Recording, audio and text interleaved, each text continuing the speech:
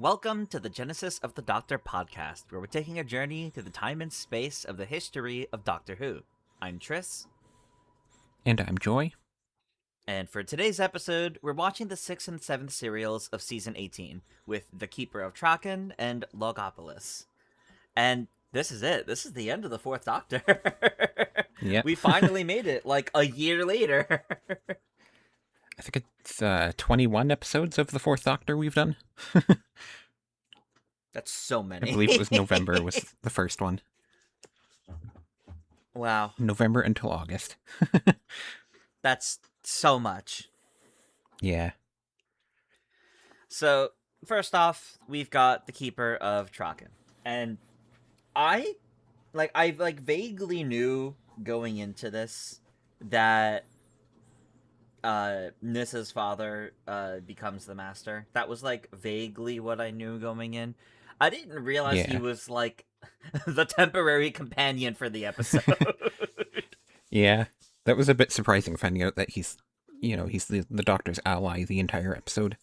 Yeah. And then so it makes... in the last 5 seconds, he's absorbed.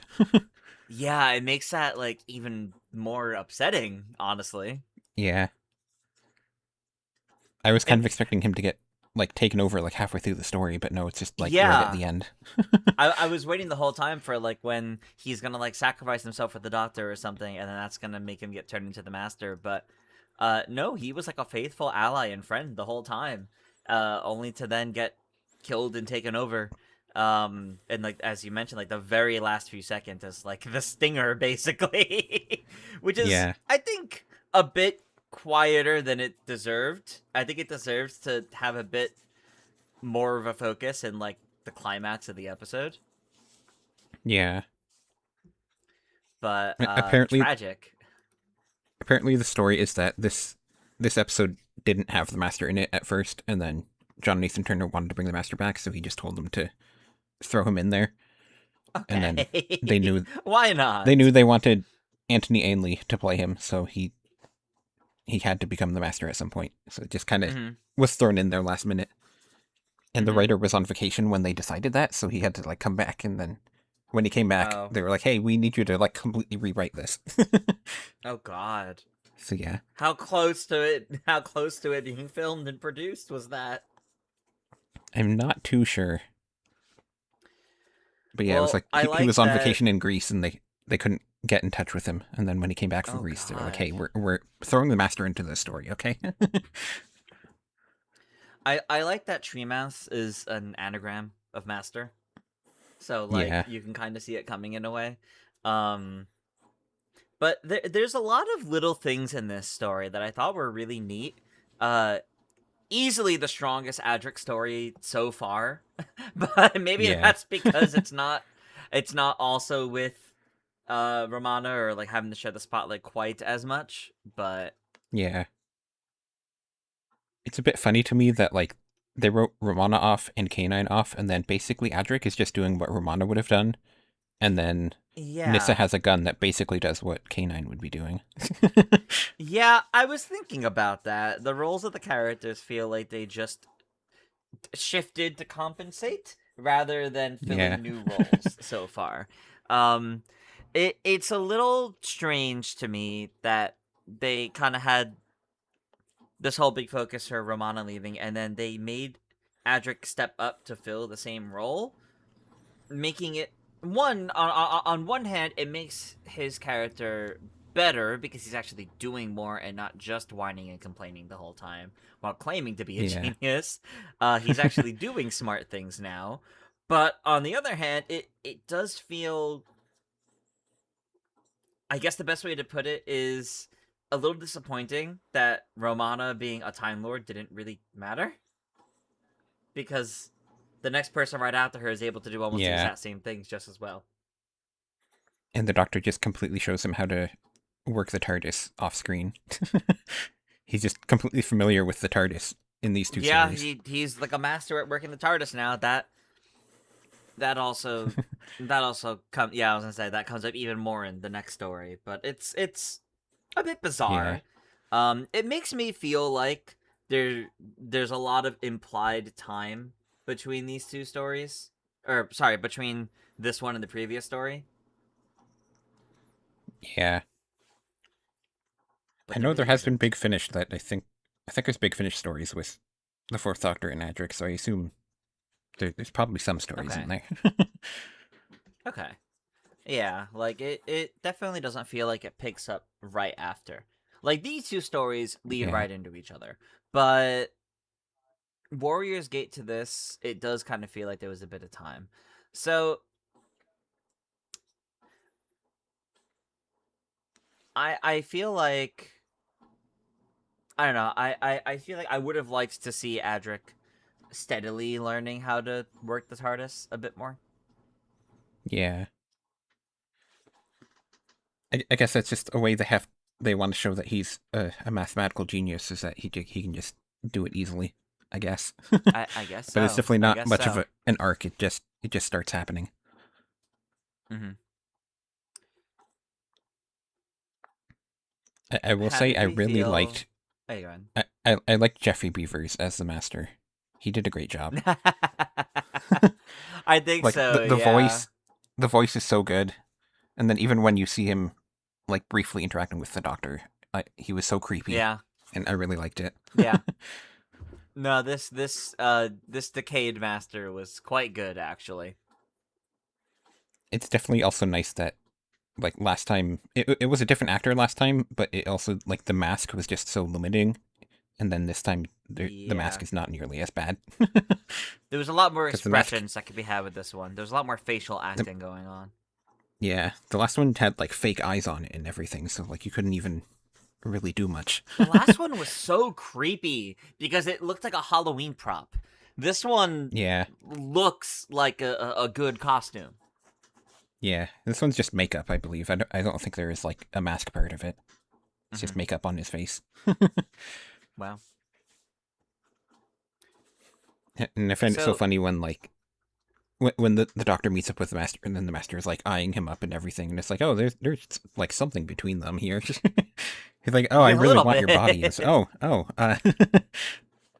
I mean, he It's wants like, his body in a different context, but there's yeah, some but text there. the, the lines still mean something given what the Master and Three had for so long. Yeah, It definitely gives other implications.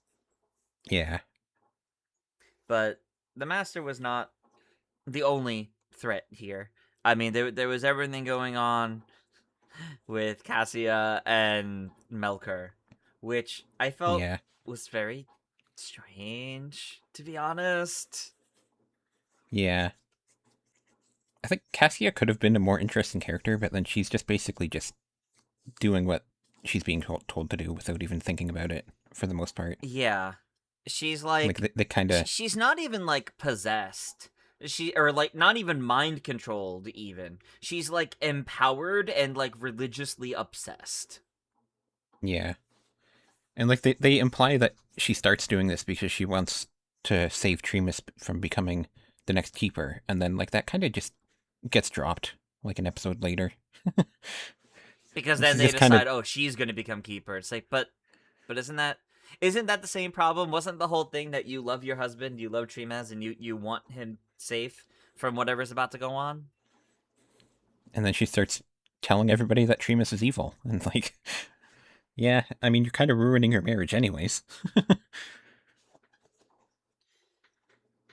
And then she Yeah, just gets killed off. it's yeah. I don't know how to feel about her. Like there was so much build up with her. Like she was gonna do more. I almost wish she was the one to become the master. Make this the origins of Misty. Yeah, Like it. I guess contextually, I feel like it would make more sense if the master merged with her instead. yeah, Because he's seeing through her, practically speaking through her, empowering her. She is like the pawn he's using to get to all these different positions. It would kind of just make sense if he just body hops to her. yeah. Instead, the Melker just like kills her and takes her spot on the chair, I guess. Yeah, like swaps with her, which kills her in the process. She's never seen again. And Melker is also this weird thing of it's a statue meant to represent like an evil, but it was actually a robot that the master was inside the whole time. Yeah, and they kind of imply it's maybe a TARDIS, but his TARDIS is inside of it. And it's Because like like his TARDIS is when we inside of see it, the so it's materializing around it. yeah, but like when we see the inside of the Melker, we see that like there's TARDIS walls and stuff. So it's like Yeah. I guess he had two TARDISes. Well, he does have two TARDISes because they even mention later on, like, oh, I guess he had a second TARDIS, and that's how he was able to leave. It's like, Yeah, but because so you can also so the see Melker like statues, yeah, you can see the grandfather clock inside of the Melker as well briefly. yeah. So it's not that the grandfather clock, uh, was the TARDIS or his TARDIS, and then it was also bringing Melker with it. It's that Melker was a TARDIS, and the grandfather clock inside of it was another TARDIS. So somehow the Master has Yeah, two TARDISes. I guess that just happened off screen. He just went back and stole a second one or something. I guess so. For a while, I was thinking that maybe it was just a robot and the TARDIS was inside of it, like wired into it. But I feel Yeah. like the implication is that there's two of them. I guess I'm And I don't still know if just like, how long could he have been there? Like, was he always the statue? I guess that's kind of the implication because yeah, because like we don't see it like get replaced by a different thing at any point. So I guess the implication is Right. that he was always the statue. Although I guess since it was a second TARDIS, maybe he was just he dropped it there and then he hopped in his second TARDIS and went elsewhere, and then came back or Hmm. something. I guess. Well, I Who mean, knows? I guess Melkor didn't always talk to Cassia. That only happened after she became a Yeah, consul. So I yeah, guess he that just only took happened advantage of in the the present fact day. that she was obsessed with it. Yeah, so he could have just hopped in his second TARDIS and just fast forwarded. I guess. I don't know. It's like, it's still weird the way it all plays out. Um Yeah, Especially since the other consoles just kept pissing me off. They were pieces of work, each of them. yeah. I don't know if you noticed, but the old keeper was played by Dennis Carey, who was Professor Konotis last season in Shada. I did not notice that. Definitely looks very different with the makeup, but yeah, it's the same actor Yeah. there. Wow, okay.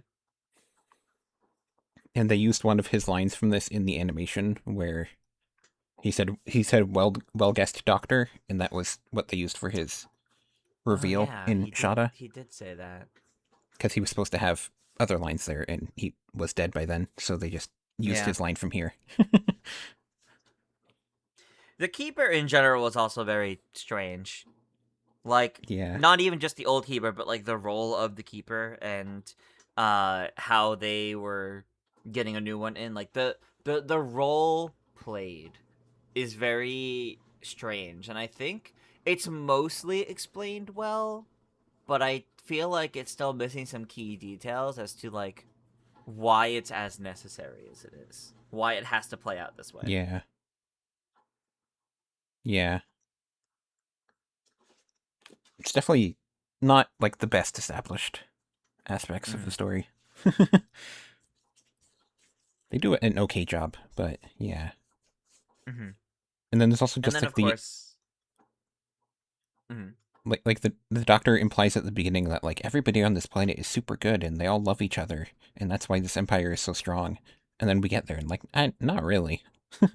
Not Like they're really. kind of That just trust regular falls. people. Yeah, they're just regular people. That trust falls so easily, and Yeah. like Cassia is so quick to cast suspicion that like they all just believe it. So like, I don't know. Like maybe that's how they. No, I feel like they would have fallen so quickly if that's how they always operated. Yeah.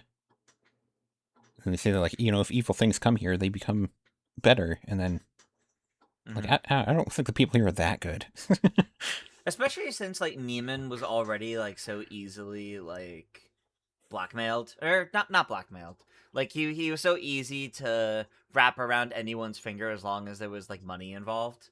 Like I Yeah. don't know, that's kind of the telltale signs of like a typically corrupt society. Yeah. Of course, this was also the introduction of Nyssa, which I think we haven't talked about yet, but is important Yeah. because she's one of the other new companions. She didn't really feel like it this story though. She really did feel like she was an accompaniment to her father, because Tremas Yeah. was definitely more so the temporary companion for this story. Dare I say, Nyssa was more so Adric's companion. Yeah. I know the behind the scenes story is that Nissa wasn't intended as a companion, and then Right. next episode they wanted to bring somebody back that people would be familiar with, and after they couldn't talk Elizabeth Sladen or Louise Jameson into doing it, they just decided to bring back Nissa, even though Mm-hmm. she was just in the last story.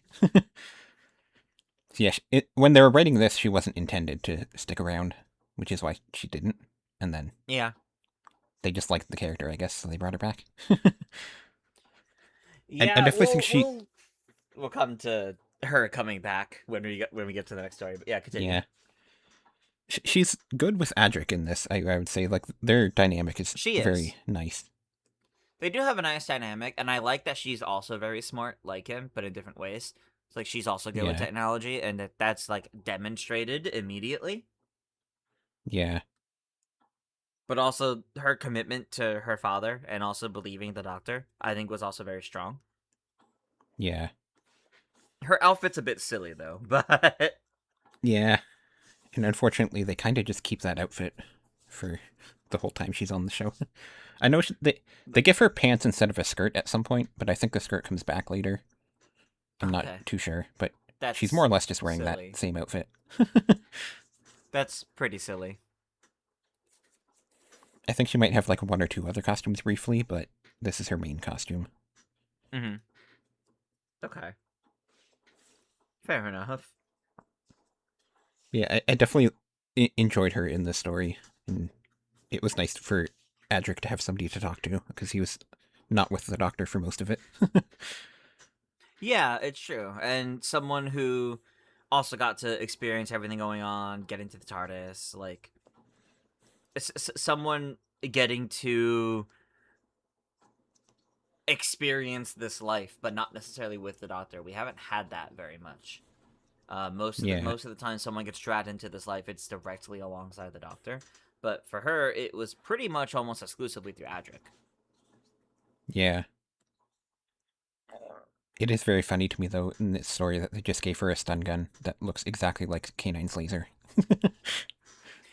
Yeah, yeah, and it's like the way she knows she's gonna have to use it also kind of tells you a lot about the society, I feel like. Yeah. Then I like how the doctor finds out about stun gun and just takes it. It's like it's mine now. Mm-hmm. And then he's using it on people too. You can kind of feel like maybe the writer wasn't told K9 was leaving yet, so he just was depending on that. It does seem like that, yeah. Yeah, since Nissa wasn't supposed to be a companion, the writer of this episode had to get paid every time they used her, so I think he was pretty happy about that. Because he technically owns Okay, the you know rights to what? her, All so right, all he's got a right. lot of money. They had to pay him for like two full seasons because they just kept bringing her back. That's pretty funny, actually. It's like, well, okay, definitely no complaints there.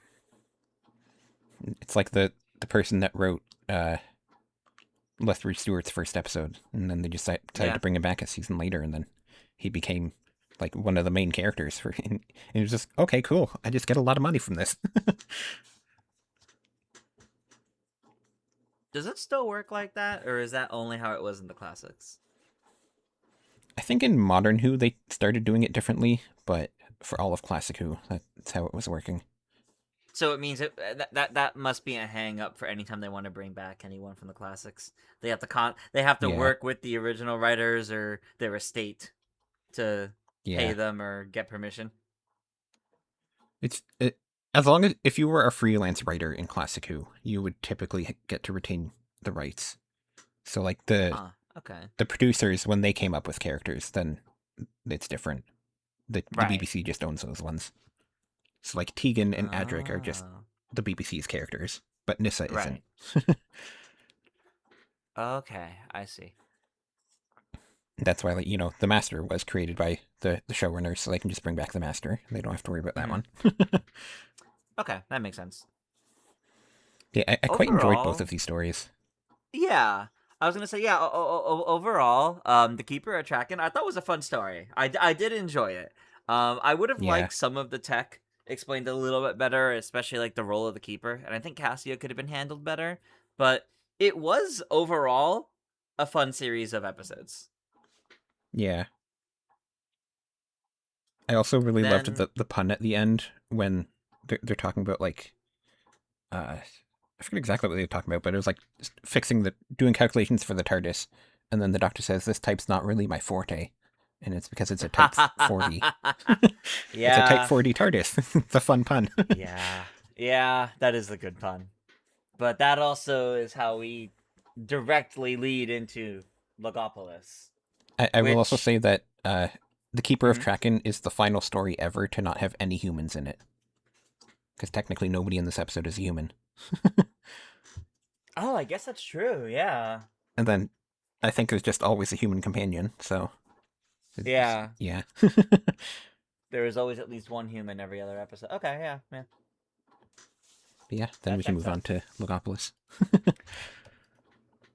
Yeah, so Logopolis is really interesting to me because I feel like the pacing and structure of each episode in this story just felt entirely different. Yeah. I did really like how, like, right at the beginning you feel like something big is going to happen in this. Like, we have, like, the cloister bells. And this is the first time the cloister bells were ever used in Doctor Who. Yep. And you can tell bell. something big is happening because of that.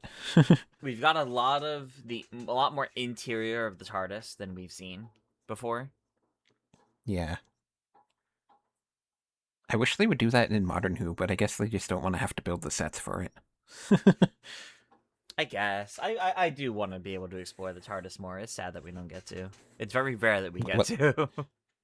When we get the next TARDIS console room, they have to make it smaller, though, so they have room for other rooms. Oh my gosh. Because the issue is they make such gigantic console rooms that they don't really want to have other TARDIS rooms that they have to keep around. Yeah, that's true. They're big sets otherwise. But yeah, I think this story was fascinating in the way it was being told, and I feel like there's a lot of shenanigans and trickery throughout the first few episodes that kind of just stall the entire story from progressing. Yeah. Like, it's all, like, little tricks from the Master, but it's all little tricks that he's doing, and he's, like, tee-hee in the background over it all each time. He, like, flicks a button, makes something go wrong, makes the Doctor scratch his head, and the Master's in the background, tee-hee, like, with each flick of a button. And it's like that for, like, 3 episodes. Yeah, they don't even show him physically until episode 3, which is funny. No, and that's what's so strange. Apparently the intention was that they wanted you to suspect that maybe the Watcher was the Master in disguise, but obviously we went into it knowing what the Watcher is, so it doesn't work anymore. It also doesn't really work because the way the Watcher is handled, like, he's not doing anything that the Master does, and, like, pretty early on, the Doctor goes to meet with him and talks with him, and then makes it kind of clear from his dialogue that's not the Master. Yeah. Yeah, it is funny that for just 2 episodes, you just get him laughing, and that's it. You almost feel like this could have been, like, 2 episodes or 3 episodes, maybe it would have worked a little better. Yeah. It's weird, right? Like, we have the introduction of Tegan here, which I actually feel like was handled quite well, how she got to this, pretty much how she ended up at the TARDIS, I think was actually handled very well. Then once Yeah. she's in the TARDIS and all of her other interactions, I think are like a constant up and down. Yeah. I like that she's brought in because of the Master, ultimately. Like, her connection to the Doctor only really happens because of the Master. Yeah. Which I guess is technically also the case for Nyssa, but in a different way. Yeah. And then in Power of the Doctor, the Master taunted Tegan about her Auntie Vanessa. Yep. He had a Yeah, he line did. about like, are you buying her doll clothes still? And it's like, oh, now we know why he was saying that. Now we know why. Yep. I did find it so funny though when like we see the tissue compressed people and then they're just very obviously dolls and not people. Yeah, like the very few times we saw tissue compression in the Third Doctor era, weren't they like actually like green screened people to be small, like Yeah, I laying feel like they down, were. or at least like for They, at least the very first time it was. they typically tried not to show you them that much, so it was Yeah, they but didn't they really did have it to a do it lot. much, and then They did a lot this story, and it really just felt like they were buying yeah, discount Barbie dolls and dressing them up differently in mini versions of the yeah, costumes. They did it a little too much. yeah, He was too trigger happy this story, but what else is new for the Master? yeah. I definitely like the atmosphere of this story though, because you Mm-hmm. know, like you can feel the dread from episode one, and it's just it looms over the whole story, and that Yeah. works really well. The story itself is a bit all over the place, but like the atmosphere of it is great. Yeah, I really like the lore and the way they handled everything with Logopolis, like the place. Um Yeah, I thought it was all really cool. But there's like I have to imagine the next episode goes into it, surely, because this ends on the cliffhanger, technically. And not the cliffhanger of the Doctor regenerating. But like they don't solve the problem of the fall of Logopolis. yeah. I think you're supposed to think that. Like, I know the next episode is directly tied into this, both because Okay. like it's the Doctor is immediately there, and then I know the Master is also there, and it plays Okay. with some of the similar ideas. But I think that at the end, you're supposed to think that when they were using like the satellite dish, they sent like a permanent uh it was like a permanent fixture for the CVE, and then the Master had a way to undo it, but then the Doctor stopped him from undoing it. But I think it's supposed to be like it's a the Logopolins were working on a permanent solution, and then that's Hmm. what they sent out with the satellite dish or something like that. I'm Okay. not too sure. It's definitely all a Yeah, bit quick at the end. yeah, because my takeaway from it felt more like they came up with another temporary stop, and the Master was like, "Oh ho!" But now it's all under my control. I can run it back Yeah. unless the universe bows to me. And then he makes the Doctor fall, and then he leaves, making me think the Master technically won. Then, Yeah, the thing that confused me was that, like, well, if the Doctor unplugged the satellite dish, wouldn't that just undo it? But yeah, I guess you're supposed to think that, like, the first signal they sent out permanently fixed it, but then you could undo it with a second signal or something. it's not a So then he had to permanent fix. prevent a second signal. Then. It definitely felt like a bit like they didn't really establish enough about how that was all working. Especially since they kept hyping up the idea behind the Pharaoh project, and it, it was the setting for the end, but it didn't really get explained very well, I think. Yeah. Um, I do also want to call attention to the way Nyssa just shows up on Logopolis is so poorly shoehorned in, I think. Yeah, Nissa coming back definitely feels like it was just a bit sudden, and they just had to try to find a way to work it into the story. Yeah, I don't know. It was I think the reason why it bothers me so much is that she just shows up there as if she was already there. Even just a scene of her on Traken getting picked up by the Watcher and ending up there would have added something. yeah, It's the fact that none of that even happened.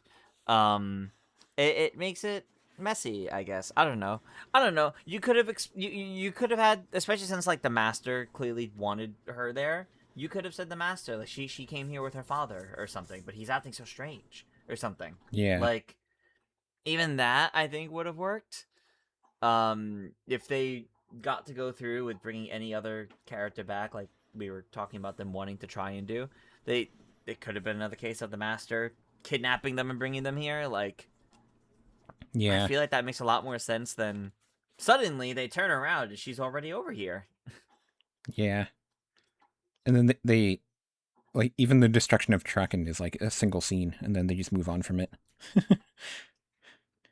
Yeah. Yeah, a lot of the look of the little parts are definitely like they could have done stuff a bit better. I do like the scene where they're looking at the way the entropy is going across the universe and they see the destruction of Traken, but it doesn't linger for long, and I think it needed to. Yeah. Because they the way they talk about it still makes it come across like this was something temporary that we have to undo, that we have to fix. Kind of like Flux. Yeah. I got a lot of like Flux flashbacks watching this story, not gonna lie. Yeah. You know, it's all about an entropy wave going across creation and destroying a fraction of the universe.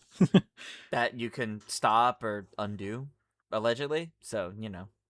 Yeah, I don't know if you're supposed to think that they undid all the destruction. I think they're still all just dead, but they just stopped it from going farther.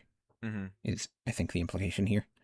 So I guess that means that, like, in modern Who times, it's only like this destroyed like a third of the universe, and then like a half of the universe was destroyed in that one. So there's only like a 2/6 of the universe left or something. Which at the end feels like it makes no sense, but yeah. And they kind of just move on from the fact that like the master killed off like a fraction of the universe in this story too. Yeah. Yeah. Like that's a big deal.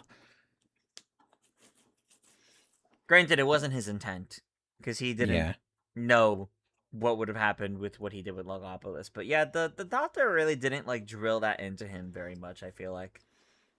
Yeah. Instead, they're still fighting like children. Like every time, like every little scene we see as they're sneaking around Project Pharaoh, like we keep seeing the master pulls out something and the doctor's like, "Stop it!" Like it's like it's such like childish banter and silly little antics. Like it's hard to take him seriously. Yeah. I did like Tom Baker's acting choices when they were still in Logopolis, telling the master about it, where like they go outside and Tom Baker's just like staring at him. Yeah. And stuff like that. Like that was good. Yeah. There's good little moments like that. I do agree. And I kind of liked when they did the handshake and Tom Baker the doctor refuses to look at the master because he doesn't want to be doing this. Mm-hmm. Which is a very funny like end of episode stinger of the handshake. That might be one of the funniest ones yet to me. Just something about that, it's like that's your cliffhanger, that's your end stinger, like, oh no, they shook hands. What's next? They were roommates? Like like, all right. Yep. For the final episode though, I do want to say Tegan's sudden dedication to the doctor feels very unearned for what her character's been through so far. They were doing a great job with in the initial introduction of her and her passions and what she's all about, and then the panic of the situation she found herself in and just wanting an explanation, wanting to leave. I think all that made sense. But then she slots into place like a puzzle piece forced in. Her sudden like trust and dedication doesn't make sense, especially when she leaves the TARDIS claiming the doctor's her only way back to London, but it was the TARDIS that brought her here in the first place. Nobody said, but that wasn't the doctor, that was the TARDIS. She's leaving the ship that would bring her back. And I think Adric would be the only one that actually would make sense to have run up and fought to be at the doctor's side there. Tegan, who has only met this man, and what he effectively did was kidnap her, in her eyes, why does she trust him? Yeah. It's definitely a bit sudden that all of a sudden she likes him more. She also And has then no proof that her aunt was killed, yeah. but she just And like believes it. when they get to Earth, why wouldn't she just want to run off? Like, why is she still with him? Yeah. She just wanted to go back home, so when they get to Earth, she should have just left. But And she's like I don't know. committed to helping, like a dedicated companion. Like if Yeah. if that turn for her was like after several episodes, okay. But this was like literally a scene after she was complaining that she just wants to go home and she still doesn't understand what's going on. Like, Yeah. Like if they had established that like she understood the seriousness of the situation, that would have worked. But like even after she's being explained the seriousness of it, she's like, "Oh, you're going to Earth. Great. I want to go back to Earth." And then yeah, I'm kind of curious how they'll write her in the next episode of like how she's wanting to stick around. yeah. I'm very curious to see her development as a whole, since she's one that's come back in the modern era. I'm very Yeah. curious to see the arcs that her character goes through over the course of her time in the TARDIS. Yeah, and she's there for like 2.5 seasons, Mm-hmm. so we'll have a lot of her. Yeah. I think Nyssa, I think, leaves in season 20, and then Tegan leaves in season 21, and Okay. Adric is next season. Yeah. Okay. It should be interesting. Yeah. But then, of course, speaking of leaving, then, of course, the big focal point here is this was the Fourth Doctor's final story. This was Tom Baker's final story as the Yeah. Doctor. And he regenerates after falling from the satellite dish. I kind of like how his death is just so basic. Like, it's not, he doesn't, like, jump in front of a bullet or anything. He just falls off of a satellite dish. And it's just Mm-hmm. such a boring way for him to end. I kind of like that, though. Mm-hmm. Like, technically, he's doing something heroic because he's saving the universe and doing that, but Yeah. it's just like, in Modern Who, I feel like all the deaths are always like this big dramatic moment, and this feels like it's going against the concept of it being dramatic. And I really like that. It does help. It does help. I mean, some of the previous regenerations that we've already seen have been like sort of dramatic, kind of.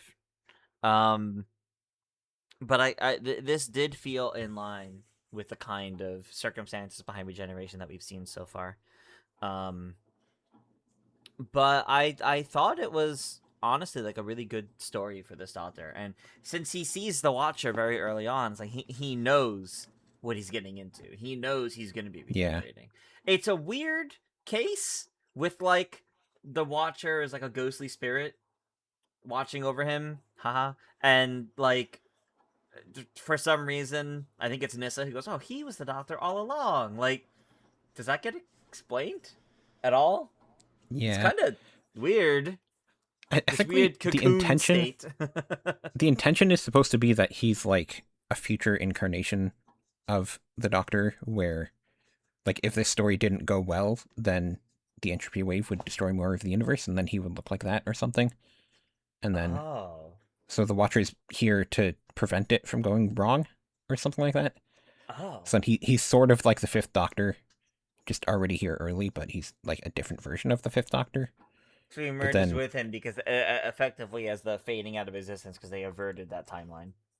yeah, I know because of how non-specific it actually is in the story itself, a lot of expanded universe stuff has kind of taken it in very different directions, like what a Yeah. Watcher is and how common they are to happen and stuff like that.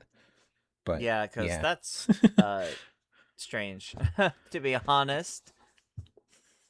because like with that intention of what it is, it should really only be like this one time a Watcher ever happened. But I know there's like expanded universe stuff that says like other Time Lords have it happen sometimes and stuff. So it's like I don't know. It is It's weird. strange.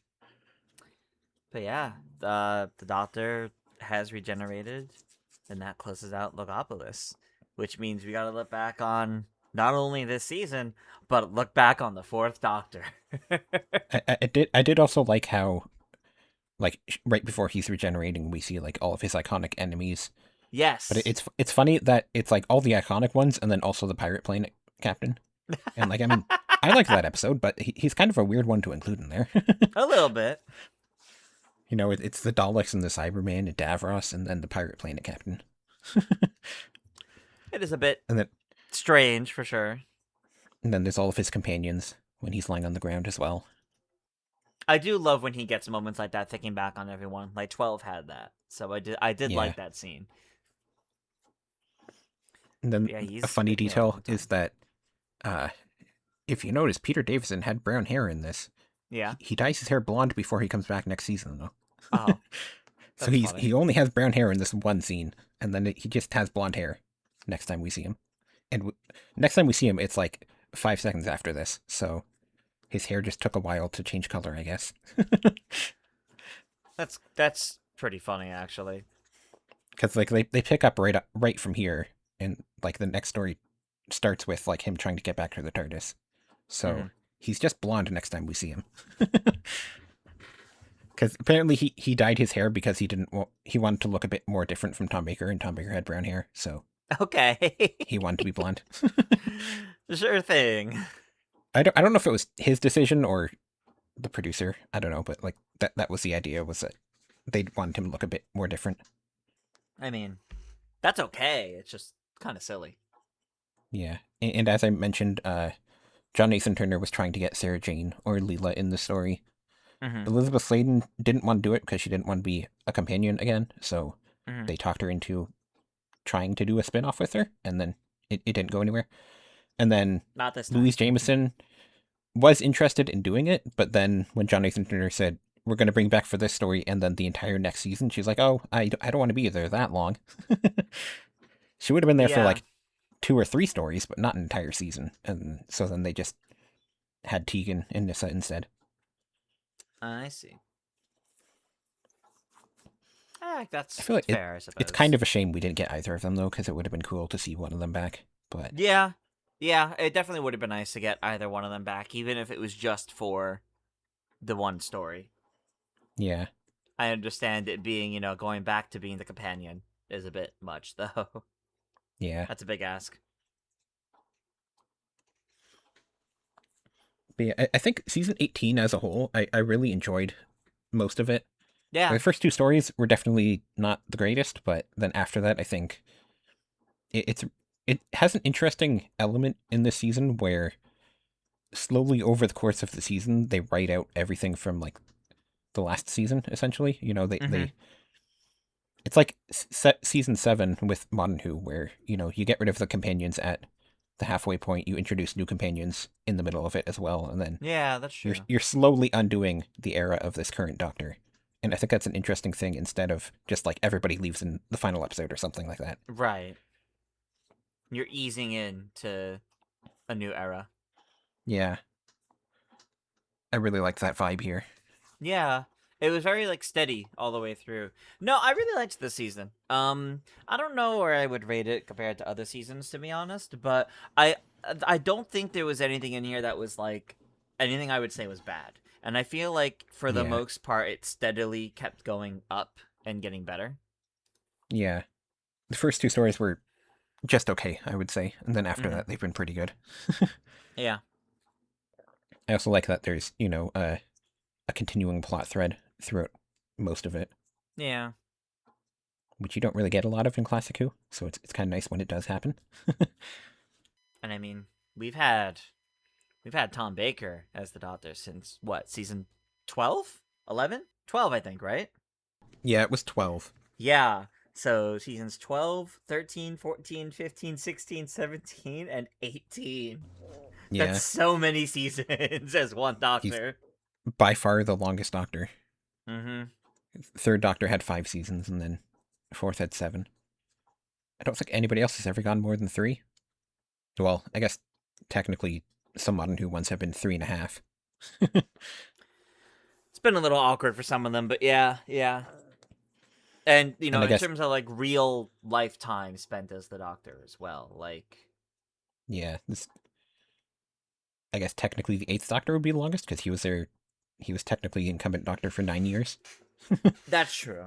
But in terms of actively the Doctor. It would Yeah. be Tom Baker's fourth Doctor. Yeah. I enjoyed the Fourth Doctor quite a bit, but I do think I've been wanting a regeneration for like the last season, just because I think it's kind of difficult for the show where like the premise is that the main character is played by a different actor for you to just be with the same actor for that long. Mm-hmm. Like I wouldn't say I stopped enjoying him at any point, but it's just, it's 7 years of the same portrayal. I think Yeah, you start wanting a new portrayal at some point. I think that's fair. I do think they were doing enough to keep the show feeling fresh. Um, but Yeah. I do, and I understand why he was a Doctor for as long as he was. But I am happy to see ringing in a new era now, finally, with even a new Doctor. Yeah. It took a long time to get to this point, but I did really enjoy Tom Baker. Like, I do see why he's like the most iconic of the classic Doctors. Um, I think I still like 3 better than him, but Yeah, but I'd I probably do say really that like too. him still. I really liked the Third Doctor. Hmm. Second and Third Doctor, I think are still my two favorite Classic Who Doctors. Hmm. I like all of them, but Yeah. I think one of the issues Tom Baker has is that because he's there for so long, like the highs are really high, but then there's a lot of episodes that are just like, that was okay, Yeah. you know. I feel like the Third Doctor didn't really have that many episodes where you're just like, oh yeah, that was okay. But that's because he had a shorter era. That's fair, yeah. And the Fourth Doctor has what is probably my least favorite episode of Doctor Who, of the really racist one. Yeah, it's pretty bad. Definitely a contender for my least favorite episodes I of Doctor Who ever. I think Tom Baker has had some of the highest highs so far, but also easily some of the lowest lows of the entirety of the show so far. And Yeah. having both extremes makes it an era that I think there's optimism to move on from it because of that. Yeah. I do think his best episodes were the 3 that Douglas Adams wrote. I would say those are probably my Yeah. 3 favorite. Yeah, I think I agree. He has a lot of other iconic episodes too, but yeah, I think Douglas Adams did a great job with him. I think I also I really love his first season with Yeah. Sarah and Harry. The dynamic of the 3 of them, I think, was still one of the strongest. And I mean, Genesis of the Daleks is in that season, right? Like that's Yeah. literally what we named the podcast after. um, I definitely think I really liked that early dynamic for them, and even then, like season 13, the next season with Sarah Jane and the Doctor was also very strong. Yeah. I liked his whole era, but I think his earlier seasons I liked best. I'm glad we got past the point where he was very difficult to work with and he sounded very angry like every single story. Like you could tell there Yeah. was problems happening behind the scenes because it came through in his acting that he's just snapping all the time. Because that was a Yeah. little annoying. Uh that was a little annoying. I'm glad he like humbled out and got a bit better and the whimsy came back. But the whimsy in his first season was definitely unmatched for quite some time. Then Yeah. it wasn't until like 15, maybe even 16, where the whimsy really started to come back. Yeah. And then I think he was kind of really good in season 17 because Yeah. he was very happy that season, you could tell. Yeah. 17 was also very strong. Those are a lot of really good stories. Yeah. You can tell when he's happy with his companion, Yeah, that's true. All right. I think Yeah, that then covers. technically he comes back to the show for Dimensions in Time, I guess, is the next time he technically comes back. Technically, yeah, And because then he's not actually there for the 5 Doctors. yeah, and then he also comes back for Day of the Doctor as well. Way later. Not as the But 4th not Doctor, but yeah. I guess technically his most recent one is Shada in 2017, where you see True. him. True. But then he also does Of course, he's like hundreds of audio stories. lots of Big Finish. And then he also wrote a book for Doctor Who, and then he did the audiobook of it as well. Yeah.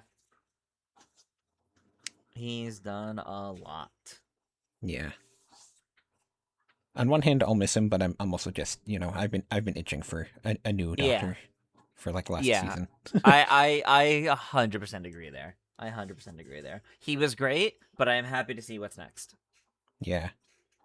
While that does wrap up our thoughts on season 18 and the Fourth Doctor, there is still more to talk about a little bit here, because we have some news. If you would like to go into that a bit, Joy. Yeah. So if you remember, there's the preschooler CBBS spin-off of Doctor Who, which has officially started production now, and they announced their director, who is Dominic Mins. I have no familiarity with him because he only does preschooler TV shows. So like I don't watch those. Yeah, I can't imagine this is gonna do very much for the Doctor Who continuity, Yeah, but it's nice to hear that it's entered production, and the first season is supposed to be for the 2026 into 2027 season. So, or no, sorry, 2027 into 2028. So it's supposed to be, next year is when we'll be getting it. And then it's supposed to be 2 seasons. So then there's one for 2027 into 2028, and then the next one is 28 into 29. Okay. Maybe Doctor Who as a whole will be back by the time that ends. That would be nice, wouldn't it? I feel like 2028 is probably a safe bet for when the show will be back, but God, I hope. we'll have to see. God, I hope. They said they're putting it out for tender, and that tender hasn't actually gone up yet, and it's been 2 months, so who knows what's going on there. They have until the end of the year, or maybe end of a fiscal year, to do that. Yeah, I know normally it takes about 6 months once it goes up for it to be given to someone, although I think it might also just be that, like, typically they choose who gets it in, like, November, December, so I don't know exactly what's going to happen with that. But yeah, once it does go up, well, then we'll know a lot of details about, like, what they're planning when it, like, when the tender goes up, it should say what year they want the first season in, and it should say, like, how many episodes they want and all that kind of stuff, so. Okay. We'll know more when that does show up, but it hasn't shown up yet. Eventually. It'll be nice when that eventually happens. Yeah. But of course. I would also like to say that I've been listening to some Big Finish recently, and they have new stuff with the 12th Doctor, not with Peter Capaldi, but they have John Colshaw, I think his name is. Yeah, it's a 6-part miniseries, and it's been really, really good. I've been quite enjoying it. Okay. I think John Colshaw does an acceptable job as the 12th Doctor. He doesn't do a great job, but he's okay in the role. Okay. But I think the writing has been really, really good. They've been doing some fun stuff. And also, I didn't mention, but the 13th Doctor story from last month was very gay, and I quite enjoyed it. Excellent. We love it. They're really pushing the limits of what they can do with Yaz and the 13th Doctor at this point in time, where, some people are saying that they're maybe doing too much for it to make sense with canon, but yeah, because they go back to where Yaz lives, and Yaz is talking to her sister, and she, like, openly admits she's in love with the Doctor to her sister. So, it's unclear if she was open about that at that point in time, but well, I mean, I guess we technically never see her sister again after that. So they say when in the first story after Flux, it's like the one where they're stuck in the time loop with the Daleks when the other companion, whose name currently escapes me, literally Dan. Yes, Dan. When Dan literally tells her, "You're in love with the Doctor, aren't you?" And she's like, "I never admitted that to anybody, not even myself." Yeah. So they're kind of ignoring some aspects of it to give the fans what they want. Yeah. And then, I guess that's fair. I mean, Dan also talks to the Doctor in that about how I think that she's in love with her, and well, I mean, she kind of does in this story. I guess that's fair. Kind of spoilers, but they kind of do a scene where their communicator is breaking up, and Yaz tries to admit her feelings, and then it breaks up before she actually does. But then the Doctor's like, I know what you were trying to say, when she's talking to herself. So yeah. they're definitely pushing how much they can do with that romance at that point in time. Especially since the Sea Devil story is supposed to be the one where they actually have that conversation, but they like really skirt around the conversation also. Yeah. That's good, but also awkward because Yeah. I feel like making it directly conflict is a little tough, but I do like the fact that they're trying to do more with it because I think it's Yeah. Jodie Amanda really wanting to do more with it. Yeah. I do kind of hope that at some point they can get Dan in there, and then they can just tell a Set story it later after. on in their Yeah. timeline. Yeah, just anytime after Sea Devils before Yeah. he leaves and Power Doctor. Yeah. Yep. Although technically they could also just say that like he's on a date with whatever her name was. I forget. True. His love interest is back at home, and then they're off doing something else. Yeah. Although they probably won't do that in the current run, because the current run is like they're consecutive stories that all tie into each other. So Yeah. these aren't going to it's set, move and around. it's set during a certain time. Yeah. Yeah, this run is ending next summer, and then we don't know what's happening after that in its place. So That's fair. Okay. and then technically, Circuit Breaker has continued, but the most recent thing was the Doctor Who Lost in Time video game, and it's not a good game. God, when are we gonna get a good Doctor Who game? Can we get that with the competitive tender? Can we actually get like a good contract for a good game that doesn't use Gen AI? Like, I feel like every attempt there's been in a Doctor Who game, like some of them look really promising, and then you play it and it's just like, what was the budget for this? Yeah, the Doctor Who Lost in Time game is just it's like an idle farmer where you're just having to you put all the characters in iconic Doctor Who locations, and they farm energy for the Doctor. Wow. And it's really basic. And then the event for Circuit Breaker was you're still just doing that, but then you get cutscenes along the way, and then the story is just a very basic thing. And it's so funny that like they don't have the budget to have fight scenes in it, so they just have the characters fight off screen. What? You just see. Are you kidding me? you see sound effects show up, and then they're like, oh, and then they cut to a character saying like, oh, you just beat up that Suntaran, Doctor? Yep. Okay. This sounds bad. Yeah. Like, actually bad. You can tell that game is really not made for like actual proper stories. The best Doctor Who game, from what I've heard, is freaking Lego Dimensions. Yeah, that one's really good. Actually, wild as that sounds, the best Doctor Who game is a game that allowed the use of the Doctor Who IP, not a game that was actually made for Doctor Who. I would love to get like an actual proper Lego Doctor Who. I don't know how they would handle that, but it would be great. Lego adaptations of a bunch of iconic stories with each Doctor. That'd be kind of cool. And then there was also the Big Finish has announced the cast for their Circuit Breaker thing, which is good. All the characters you would expect. It's Joe Martin as the Doctor. It's Osgood. Andrew, who is Osgood's assistant in the Circuit Breaker stuff, is also there, and then Kate Stewart is there. The one person that is kind of noteworthy is that we have the villain is somebody named the Conductor, and he is played by I'm blanking on his name, but the guy that voices Strax. Like Dan Starkey or something like that. Yeah, Dan Starkey. Dan Starkey is voicing the Conductor. Wait. So isn't the Conductor from the Mummy episode with 12 and Clara? I don't know if that's what he was called in that. I don't think so. The Mummy on the Orient Express. There was like the I think he had like an actual name in that. Oh, did he? Okay. I could have sworn he went by the Conductor. And we don't know much about the Conductor yet, although in the game they had the Centaurans were working for the Conductor, and they mentioned that, so we don't know.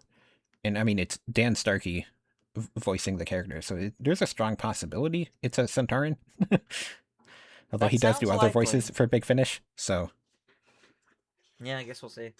They've been kind of building up that there's like a weird looking Centauran in the background of some of these stories. Oh, so, no. So the first Centauran to not be a clone. Yeah, in the audiobook, they had the Doctor mention noticing like a Centauran that's taller than the average one, and then being curious as to like what's up with that Centauran? So I'm wondering if that's going to be the reveals, that's who the conductor is. There's a strong possibility there. But yeah. That would make sense, yeah. That seems like they're building up to that. Yeah. Well, as a whole, whether you would like to join us on this journey through a bunch of episodes of Classic Who, or to talk about the news related to Modern Who, whenever there is some, you can join us on Patreon. For supporting us at our lowest passenger tier, you'll get access to the Discord, where we'll be encouraging discussions between the episodes that we're watching, and you'll also get early access to these episodes pretty much as soon as they're done being recorded. But at our companion tier, you can watch live as we record. We have a little side text chat that we keep open during the recording, and you can tell us that you're so happy the Fourth Doctor is over, you hated Tom Baker. I don't know. Is Lala Ward watching us? Well, I guess she doesn't totally hate him, but it's complicated between the two. It's complicated from what we've heard, and yeah. And at this point of you watching this too, our War Between Land and the Sea episode is publicly available now. It was up on our Patreon pretty much after it ended airing on BBC, but now it's also available publicly for everybody. As a reminder, we don't know when War Between Land and the Sea is coming out internationally. They keep pushing it back, and rather than that episode of ours becoming even more outdated because it was recorded before they, canceled whatever's happening with Modern Who now, we just decided to put that out. So that is up right now in terms of the day we're recording this. It literally just went up like a couple hours ago. But by the time you may be watching this, if you're not on our Patreon, it went up about a week ago. So you should go back and check that one out if you have had a chance to see War Between Land and the Sea, or don't care about spoilers and want to hear thoughts on it. But otherwise, our next episode is going to be a little bit different. If you would like to tell us how to prepare for that one, Joy. Yep. So as I mentioned, they were trying to talk Elizabeth Sladen back into coming into the show, and instead those talks eventually warped into giving her a spinoff. So unfortunately, that spinoff only got a single episode, but that episode is... So the show is called K9 and Company, and the episode is called A Girl's Best Friend. And it's a single 50-minute episode. I believe it should be on BBC iPlayer, but I don't think it's on other places where you'd find Classic Who. So it's not on the YouTube channel or on Tubi TV, I don't think. Maybe it's on Archive. Maybe it's on the Archive somewhere. Hush, hush. Yeah, you should be able to find it around if you don't have BBC iPlayer. But yeah, we'll be watching that, and then we'll also watch the first episode of The Fifth Doctor, which is called Castrovalva.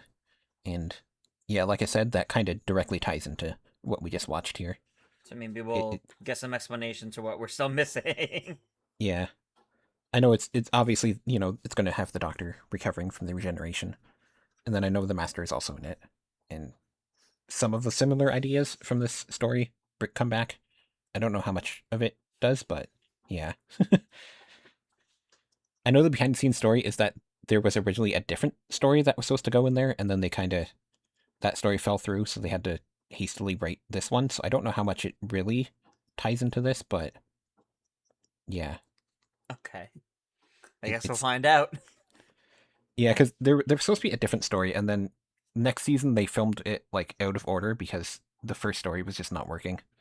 So I don't know if it's like necessarily one continuous story or if it's just like some of the same ideas come back, because it is the same writer as this one, as Logopolis.